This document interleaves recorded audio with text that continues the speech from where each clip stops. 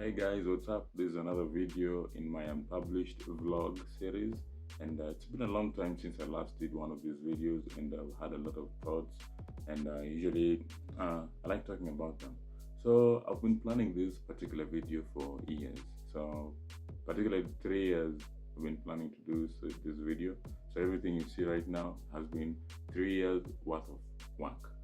So, anyways, so I noticed this, and most of you have also noticed this.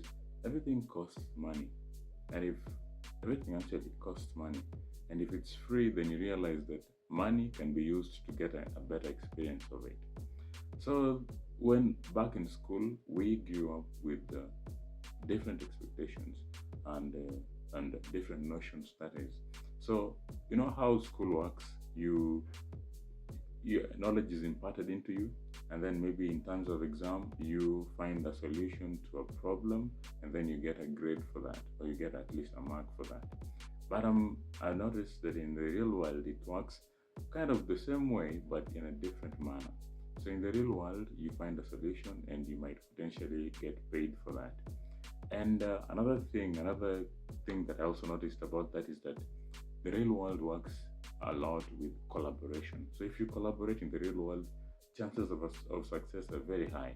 Unlike in school, where you're expected to work on your own and then maybe you figure out the answer before you can get that grade, and you are discouraged from cheating. So, like, you're not supposed to, when I say cheating in exam, you know what that is. You're discouraged from that, which is fine, because if you are discussing an exam, or maybe you keep asking for answers and discussing, you never really get the chance to put your own mind to work, maybe never getting the chance to think of an answer for yourself. But in the real world, actually discussion works very well. So that would be the part of collaboration.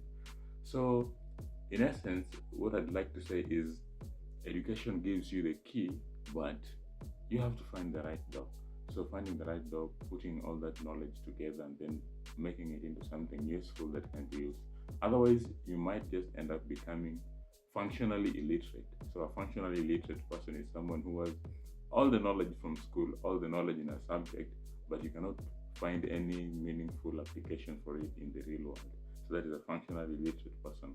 And if you're not careful, you might just turn into that. So you might have all those degrees and PhDs, but you just can't put all that knowledge into use. It's not a bad thing. It's okay, you're educated, but that is just the one thing that I understand about. So real world works differently. Real world works with collaboration. So all that knowledge, if you're lucky enough to go to school, maybe go to college, that that's a lot of knowledge you've gathered. So basically that's a key in that particular area of study. So the real world, in the real world, you have to do the work of finding the door to unlock. So finding that door to unlock could mean finding a team of people with the correct skill sets and knowledge to carry out an agenda.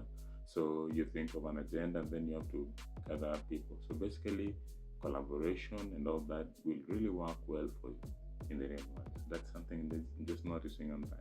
So just to give a good example of this, personally, back in high school, and even primary, I was very good in science, and specifically physics. So I understood electronics very well. And putting this knowledge into use would mean advancing myself in the field of physics, and then maybe becoming a tech reviewer. So I could do, maybe, let's say, a review of a smartphone. And then with that, I can give insights on the product for its improvement. So again, if the brand notices the reviews and they take action on it, they can use it to improve their product. Or maybe if the other users of the product looks at the review that I give, it can improve their usage of that product. So that's an example of putting your knowledge or your skill set into use. And in today's world, with the rise of social media, especially YouTube, this becomes very easy. So you can really make money from that. So if you do, in my example, if I can do a very good review of a product, then that company can potentially sponsor you, or sponsor me specifically, and then you could potentially get paid for that. So I could potentially get paid for that. So that's just a good example of how you can be able to try to find a way to put your skill set or your knowledge into use. So any other thing, something along that line you can think of,